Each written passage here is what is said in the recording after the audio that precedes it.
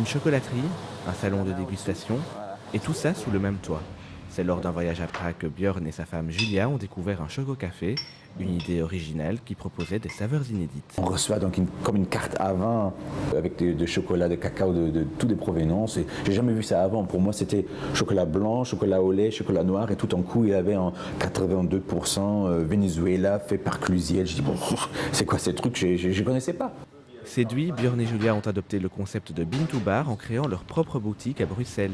C'est là qu'ils produisent leur chocolat, de la fève à la tablette.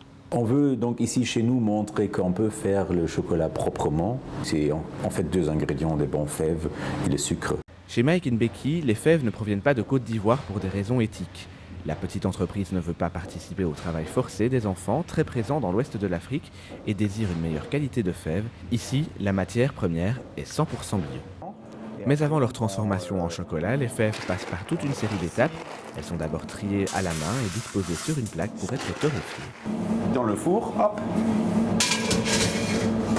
Et on met ça à 120 degrés pendant une demi-heure.